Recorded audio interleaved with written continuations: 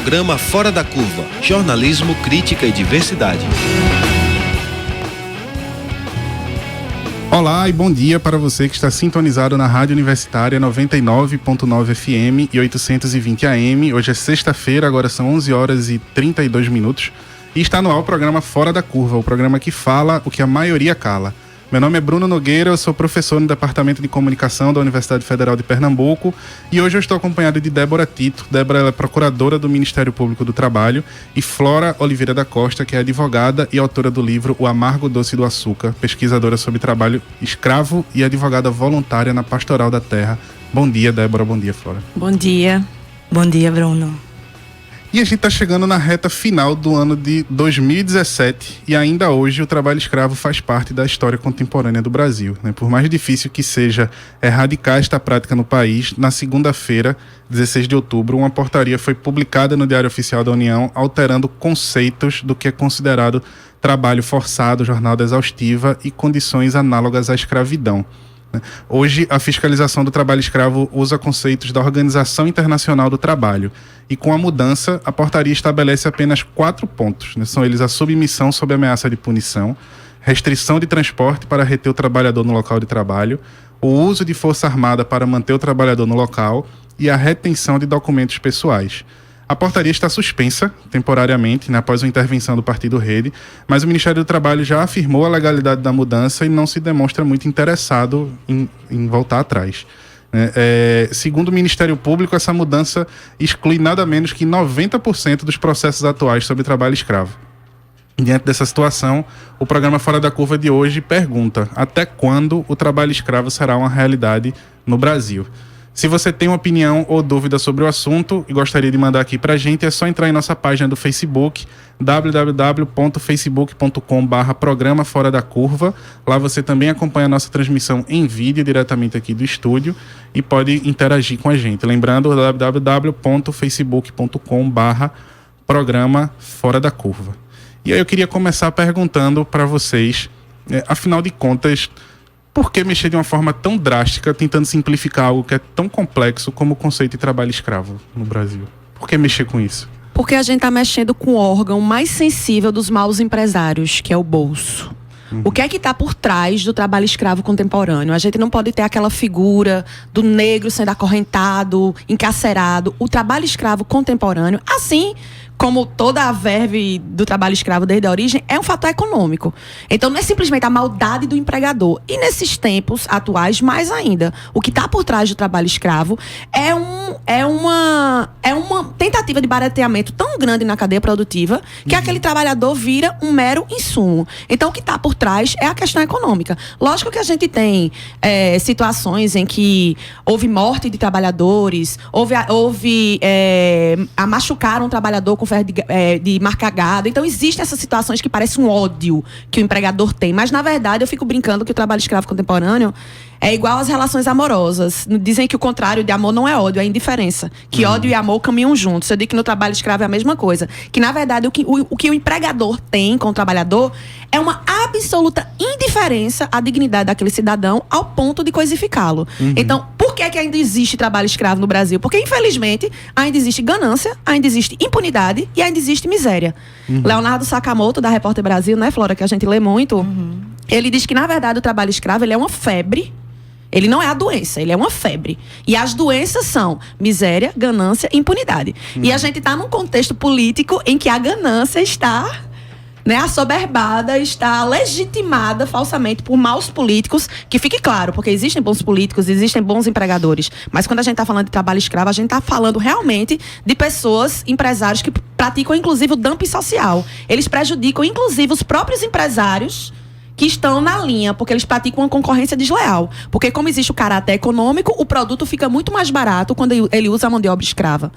Então é esse cenário econômico, infelizmente, muito político da má política e muito econômico dos maus empresários.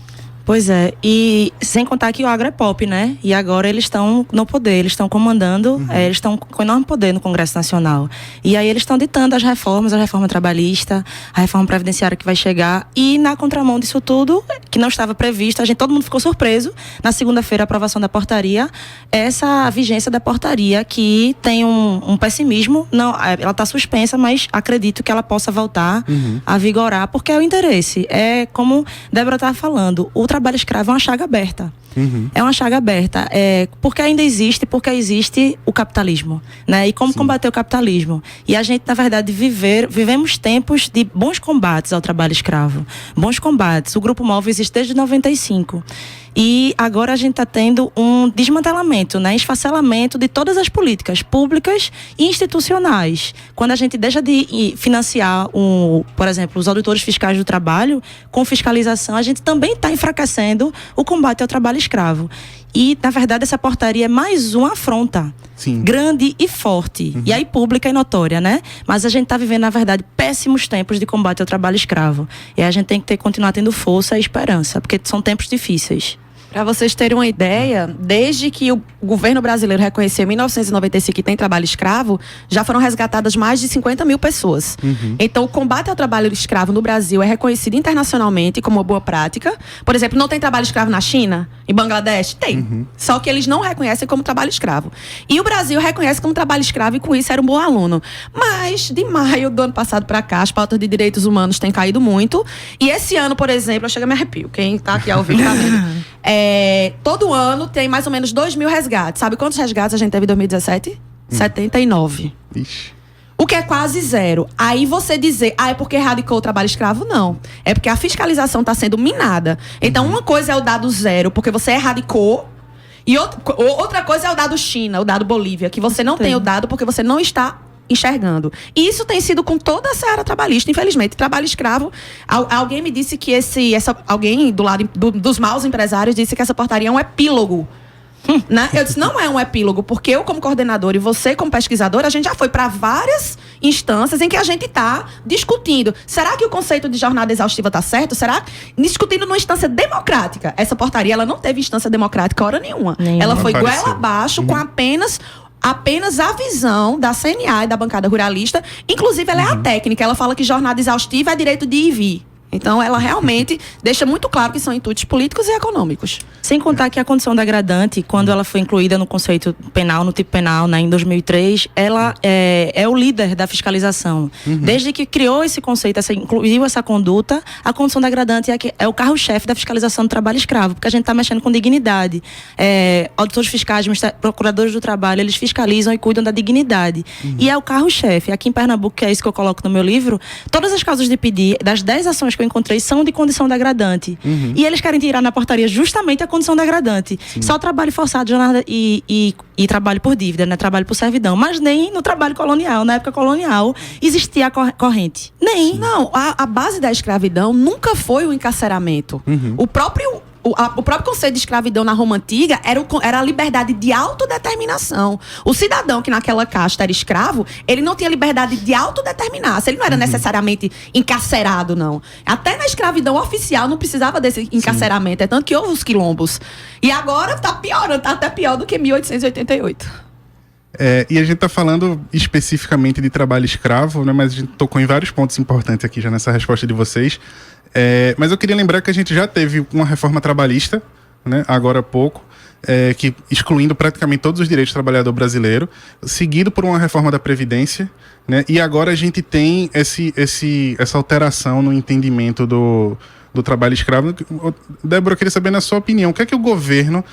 Que mensagem é essa que o governo está tentando passar para o trabalhador brasileiro? É importantíssima essa sua pergunta, porque, na verdade, o governo está passando que a Justiça do Trabalho é onerosa, que os reclamantes brasileiros exageram nos pedidos, que o trabalhador brasileiro é preguiçoso e força suas demissões, que o Ministério Público do Trabalho não tem trabalho suficiente e, na verdade, estão minando a seara trabalhista por aquilo que eu falei aqui no início, porque a gente pega no órgão mais sensível dos maus empresários, que é o bolso. E, infelizmente, esse Congresso Nacional atual tanto a Câmara quanto o Senado é composta, infelizmente, de maus empresários. Então, na verdade, essa retaliação que a seara trabalhista está vivendo é uma desforra desses maus empresários. Por quê? E é tudo falácia. Vamos lá para os dados da Justiça do Trabalho, por exemplo. 70% das ações que eles falam que a Justiça do Trabalho é protecionista são de verbas rescisórias incontroversas. Então, bastava o empresário pagar certo que já teria 70% a menos ações. Então, a gente vem sofrendo essa represália legal com a reforma trabalhista e com a portaria, mas na verdade a gente já está sofrendo com cortes orçamentários desde o final de 2015. Então está havendo realmente uma retaliação. A gente escuta de vários deputados dizendo que a Justiça do Trabalho não deveria nem existir, que é uma justiça patriarcal, que é uma justiça protecionista, e não é a justiça. O direito do trabalho nasceu na Revolução Industrial lá na Inglaterra para dar realmente o mínimo de superioridade jurídica para o trabalhador que estava morrendo nas fábricas. Então não é uma criação brasileira. Essa reforma trabalhista, inclusive, ela afronta o direito internacional, porque o direito do trabalho nasceu realmente da necessidade de proteção. Ok, o capitalismo está aí, é um sistema lícito, mas o lucro não pode ser buscado em cima da dignidade das pessoas. Infelizmente, sem a intervenção da Justiça do Trabalho, é o que acontece. Eu gostaria muito de dizer que a gente é Inglaterra, mas a gente está mais para Bangladesh. Então, uma reforma dessa, descontextualizada das questões sociais, é um verdadeiro desastre. Aí o que é que o governo vai apresentar? Vai diminuir o número de ações? Vai. Porque agora estão cobrando do trabalhador? Vai diminuir o número de resgate? Vai. Porque agora tem que estar com grilhões acorrentados sendo açoitado para ser trabalho escravo. Então tudo é falácia em nome do vil metal, infelizmente. E da seara trabalhista, eu acho que Flora, que é a advogada trabalhista, vai concordar, nós somos o que mais incomodamos. Porque tem a seara criminal, mas nem todo mundo é criminoso. Ainda nos surpreende um crime, né? Um crime mais... Tem a seara civil, mas nem todo mundo está ali se separando, com locação. Mas trabalho, todo mundo trabalha. Verdade. Até criança que não era para trabalhar, trabalha. E a gente incomoda mesmo. Então não é à toa. E não é porque a gente não é necessário, porque a gente gasta demais no orçamento. Porque quem gasta mesmo é o legislativo, na minha opinião. É realmente represália, porque a gente pega o bolso dos maus empresários. Ô Flora, a gente está falando de empresário, mas essa mudança, né, que está sendo proposta, ela tem um impacto direto na chamada lista suja, né, que é um cadastro oficial do governo de empresas que submetem seus funcionários a essas situações análogas ao trabalho escravo. Olhando a lista, chama a atenção que ela é basicamente formada por fazenda e sítio, né? A gente poderia entender, então, que mexer nessas regras é mais uma forma do governo atender uma vontade da bancada ruralista? Com certeza, Bruno. Mas é bom que se frise que os dados da lista suja, eles já têm vindo, né, desde 2014 aí, progressivas represálias, porque ele ficou muito tempo fora do ar. Todo ano era divulgado e era uma perspectiva, porque a lista suja tem a consequência desses empresários não conseguirem financiamentos públicos com os bancos públicos. E os dados que estão ali consolidados são das fiscalizações. Não quer dizer que só tem trabalho escravo no âmbito rural, né? Aquilo ali são das fiscalizações. E a medida é de mexer no banco, no bolso deles, né, dos grandes empresários, porque eles não querem mais estar presentes, eles querem financiar. E aí é só a gente olhar, a gente fazer uma pesquisa das 3 listas sujas, das últimas 3 listas sujas, a quantidade que vem diminuindo de uma para outra, né? Era um grande escudo do combate ao trabalho escravo, a lista suja. Mas como a portaria, como a ausência de concurso público para o auditor fiscal do trabalho, como a falta de verba para o grupo móvel de fiscalização, é outro tipo de combate. E aí, o fato de ter fazenda lá não quer dizer que não é só fazendeiro que escraviza. Empresa urbana escraviza também, né? Recentemente, aí, no Rio de Janeiro, um pesquisador, Ricardo Rezende, ele disse que encontrou trabalho escravo com modelos mirins, né? Com modelos mirins chineses em pastelarias. Trabalho escravo está em toda parte, mas a gente tem, à medida que o poder público, com as suas políticas públicas, deixam de financiar, quem tem a legitimidade de fiscalizar e libertar, toda a sociedade, toda a população sofre com esse esvaziamento do conceito. No fundo, o intuito da portaria é esvaziar a lista suja. Porque a lista suja, ela é a sanção patrimonial mais pesada. E como eu falei que trabalho escravo é uma febre da ganância, da impunidade e da miséria, ela é uma ferramenta forte contra a impunidade. Porque o trabalho escravo é uma busca pelo barateamento. Quando a gente encontra, resgata e coloca na lista suja, a gente mostra para o mau empresário que o barato sai caro. Então, na verdade, o intuito sempre foi esse. E de arrefecer a lista suja. É tanto que a portaria, ela anistia quem está na lista suja. No final, no último artigo, ela diz: e todas as pessoas que estiverem no cadastro atualmente só permanecerão se obedecerem às regras desta portaria. Ou seja, ela ainda anistia os 147 nomes que estão lá atualmente. E Flora tocou num ponto importantíssimo. Desde 2014, a gente vem sofrendo com as tentativas de não ficarem na lista suja, porque a COSAN entrou, né? Tem uma historinha aí empresarial por trás. E em 2016, em dezembro, o ministro Lewandowski deu uma liminar para suspender a lista suja. O Ministério Público do Trabalho precisou entrar com ação civil pública, com base na lei da transparência, para poder voltar a divulgar a lista suja. E quando a lista foi divulgada no outro dia tinham 17 nomes a menos, por coincidência de fazendeiros de Minas. Então, por que isso? Porque os bancos públicos cortam financiamento. A COSAN, na época, perdeu milhões, mas pra gente é ótimo, porque a sanção tem que ser pedagógica, senão o crime vai compensar, e é pro crime não compensar. Né? Então, o intuito da lista suja é exatamente esse caráter pedagógico, e muitos bancos particulares também vão pela lista suja. Não são só os bancos públicos. Os bancos particulares, vários também se pautam na lista suja, e o consumo na Europa e nos Estados Unidos, porque eles não querem que o produto esteja associado com trabalho escravo. Então, no final das contas, mais uma vez, é dinheiro. Talvez você seja até, considerando tudo isso, talvez seja até uma pergunta mais retórica, né? Um dos nomes que chama atenção nessa lista suja, por exemplo, é o da JBS, né? Que está no centro de toda a bagunça política que... Eu tenho uma pena porque está na lista suja. Uma pena, rapaz. Me perguntaram num debate ontem, o empresariado brasileiro com a lista suja é a pena de morte. Eu olhei para o advogado e disse, eu fico com uma pena. Né? Porque trabalho indecente é para continuar existindo, eles têm condição de dar decência. É só economia às custas do trabalhador mesmo. E pensando a partir de uma empresa dessa dimensão, né, analisando também, dando uma olhada nos casos sobre denúncia e etc., eu percebi que existem algumas denúncias, existem resgates, como vocês bem falaram, assim, existe um trabalho efetivo no combate do trabalho escravo no Brasil, mas existe muito pouca represália, né? Existe muito pouca prisão, por exemplo. E aí é isso que eu falei que talvez soe uma pergunta um pouco mais retórica. Por quê?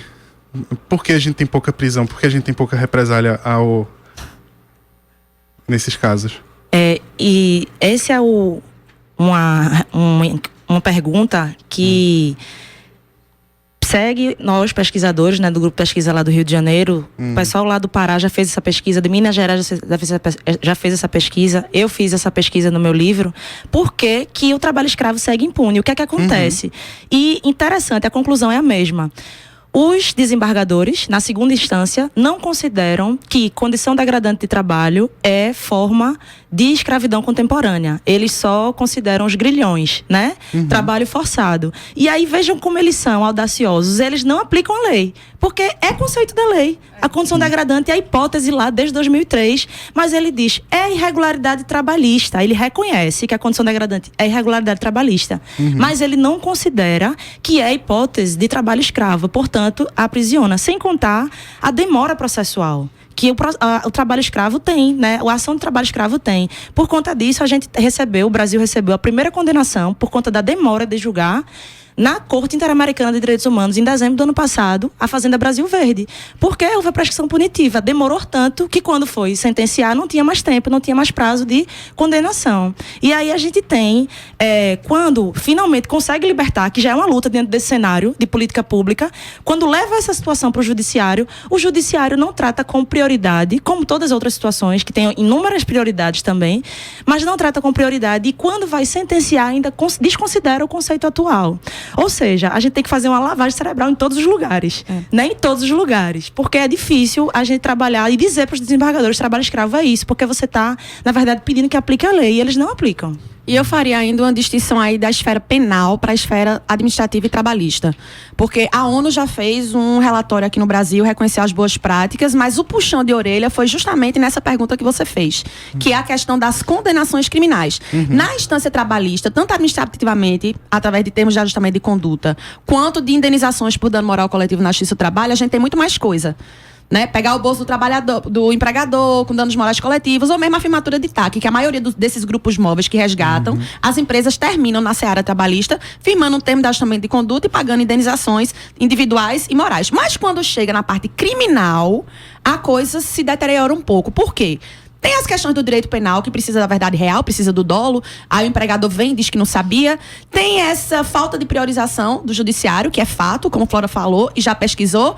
E tem o que eu acho que é mais complicado, que é na hora do grupo móvel, muitas vezes a Polícia Federal, que está ali para fazer a parte penal, não faz. Termina simplesmente fazendo a segurança dos auditores fiscais do trabalho e do procurador do trabalho, e a parte da persecução criminal fica realmente relegada. Então, nesse quadro de boas práticas que o Brasil tem em relação à OIT e à ONU no combate ao trabalho escravo, fica realmente esse puxão de orelha em relação às condenações criminais.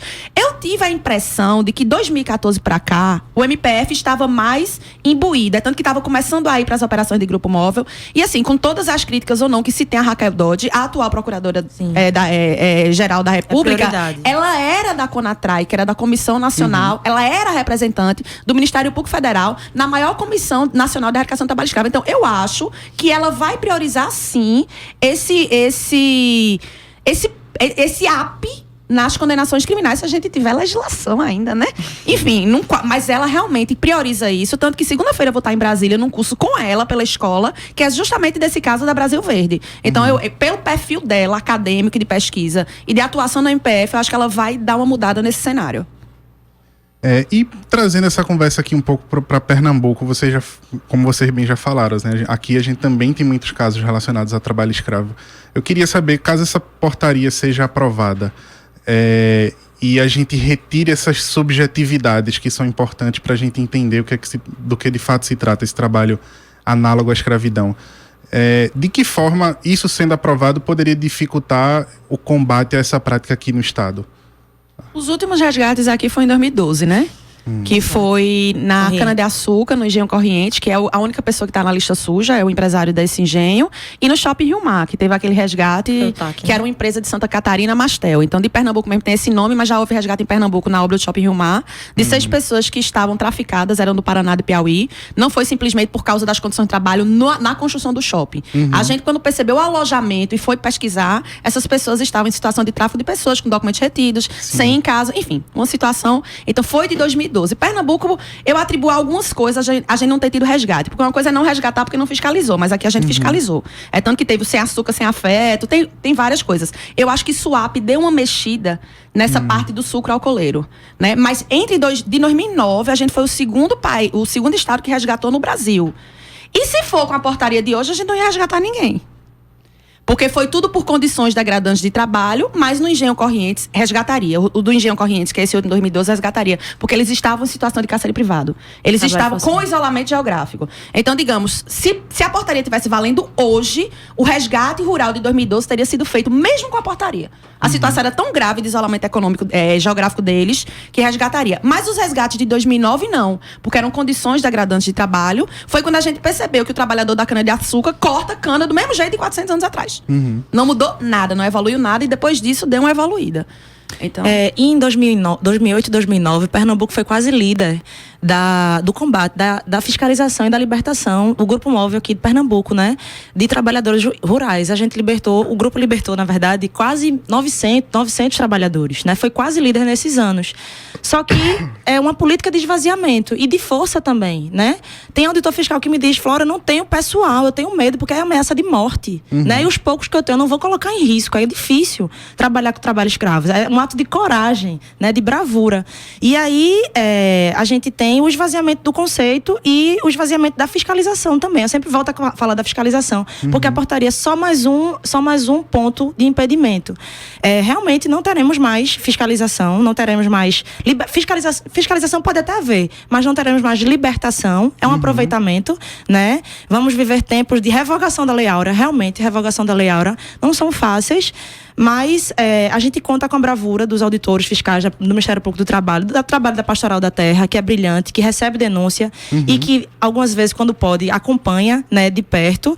Fazemos também contato com sindicatos, porque essa quantidade de trabalhadores libertos de 2008 e 2009 refletiu em todas as convenções coletivas seguintes, e hoje a gente vai para o campo e vê trabalhador rural recebendo suplemento alimentar, por exemplo, né? Alguns com protetores... Se a reforma rural passar... Pois é, mas aí a gente tem um Vai ficar pior, retrocesso. não é legal. Dessa liberta de 2008 a 2009, a gente tinha um cenário péssimo. Teve até aquele grande TAC, né? Que vocês fizeram com todas as usinas, mas aí a gente não tem mais essa possibilidade. Pode ser que piore. Mas assim, eu só queria esclarecer que, embora não tenha resgate em Pernambuco desde 2012, nós resgatamos pernambucanos fora do estado. Então, a ação está sendo de 2013, 2014, 2015, a gente fez uma prevenção grande na região de Petrolândia e de São José do Belmonte, porque foram resgatados pernambucanos na obra de Guarulhos e na obra da OAS e na obra da MRV. Então, o que é que eu acho que aconteceu com Pernambuco também? Tem esse esvaziamento, tem todas essas questões, mas Suape tirou muita gente ali da cana-de-açúcar e houve uma migração muito grande desse pessoal do sertão, por causa de uma regimentação de mão de obra que estava ocorrendo de fato lá, e pernambucanos foram resgatados de trabalho análogo a de escravo em São Paulo. Então, não houve constatação no estado, mas houve pernambucanos escravizados em obra de construção civil, além de colheita de cana-de-açúcar também. Mas é certo que a fiscalização urbana é muito precária ainda. A gente tem uma história em Pernambuco de fiscalização rural. E se a gente parar para pensar, desde a Copa das Confederações, né, a gente tem recebido também imigrantes. E como estão esses imigrantes? Algumas situações individuais, acho que você já me passou, né? Algumas situações que estão investigadas pelo MPT. Mas é muito difícil. Veja, o rural já está tão difícil, avalie o urbano. Então, o urbano a gente também precisa cuidar, olhar para isso, né? E não só as instituições públicas, mas a advocacia também precisa olhar para isso. Levar isso até o judiciário, porque é uma sociedade, é um clamor da sociedade. Porque se a gente esperar do legislativo, não dá em nada, né? Vocês falaram uma coisa que eu acho muito interessante, que é quando a gente fala de trabalho escravo, de fato aciona aquela imagem clássica do negro acorrentado e etc. Mas é importante também para o ouvinte da gente entender que existem certas condições também no ambiente urbano que se associam a uma ideia de exploração do trabalho também, né? Hoje cedo eu estava vendo um anúncio de uma vaga de emprego que pagava tipo R$4 por hora. O contrato intermitente, né? E nem entrou em vigor. O que você não paga a passagem e não come se você não trabalhar até morrer naquele dia. Eu queria saber, tem algum lugar em que o ouvinte da gente possa se informar um pouco, até para ele criar uma consciência do trabalho que ele desenvolve, se ele está sendo explorado e etc. Tem algum... deixa eu fazer então a propaganda. Por favor. Acho que depois eu faço uma. O ouvinte pode jogar no Google Observatório Trabalho Escravo. É um site fantástico em que ele vai pegar o mapa do Brasil e onde ele for clicando, vai sair praticamente um relatório de todos os estados, de todos os resgates, de tudo que acontece no trabalho escravo no Brasil. E eu acho que você também falou que eles estão com certa dúvida conceitual, né? Sim. O que torna uma pessoa escrava não é simplesmente o cesseu da liberdade. É o cesseu da sua dignidade. Então, essas pessoas que estão em condições degradantes de trabalho é o quê? Eles estão tão aviltados na dignidade que eles não são pessoa mais, eles são coisa. O que é isso? É estar comendo comida podre, é estar com os documentos retidos, é estar sem receber salário, é estar bebendo a água dos animais. Essa situação do Rio Mar, por exemplo, eles estavam tomando água do córrego da favela que tinha ali perto do Bar da Fava na época da construção. Então, que não fique parecendo que é Gilmar Mendes, não, né? Eu tô sem janela, eu trabalho no ar-condicionado, é hora extra. Não, jornada exaustiva é aquela que, por exemplo, o trabalhador corta tanta cana-de-açúcar que morre. É realmente a exaustão física. Ele tá dentro de uma carvoaria no forno aspirando aquela fumaça por 12 horas. Então, condições degradantes de trabalho e jornadas exaustivas é praticamente o exaurimento da condição de humano daquela pessoa. Pra ficar bem claro. E eu lembro que uma deputada, uma senadora da bancada ruralista na época, ela disse: eu desafio um procurador do trabalho a vir gerir o agronegócio no Brasil.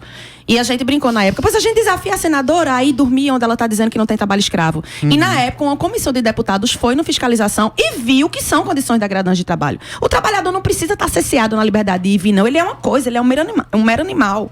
Então tem que ver o trabalho escravo moderno, é esse conjunto de ofensa à dignidade. Não é simplesmente dizer que está sem carteira ou que está trabalhando em hora extra, não é.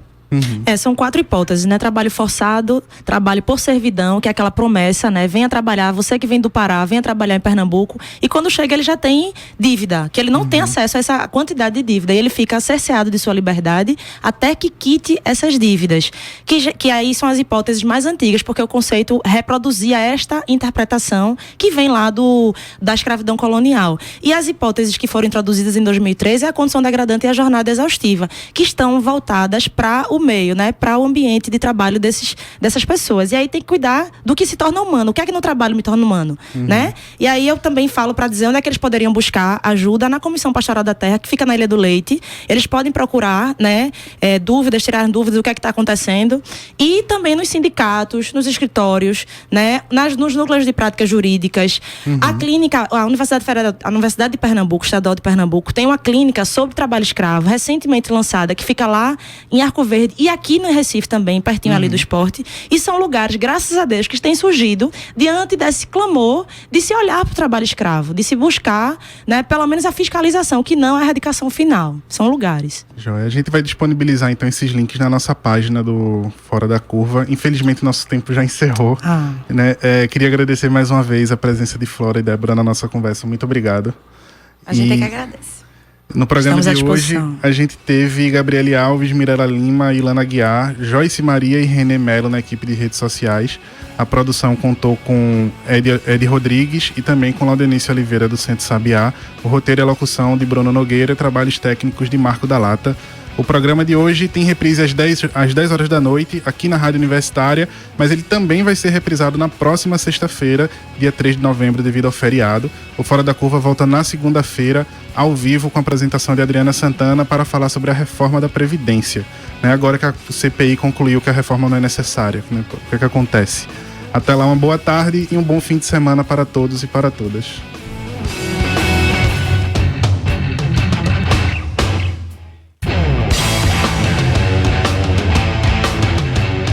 O programa Fora da Curva é uma realização do Departamento de Comunicação Social com o apoio do Departamento de Sociologia, do Núcleo de Design e Comunicação do Centro Acadêmico do Agreste e do Núcleo de Rádio e TV Universitária. Parceria com o Marco Zero Conteúdo, Centro de Cultura Luiz Freire, Centro das Mulheres do Cabo, Centro Sabiá e Terral Coletivo de Comunicação. Esse programa fica disponível nas nossas redes sociais, na nossa página do Facebook, no canal do YouTube e no Mixcloud. A música tema do nosso programa foi composta pela banda Diablo Motor. Programa Fora da Curva. A gente fala o que a maioria cala.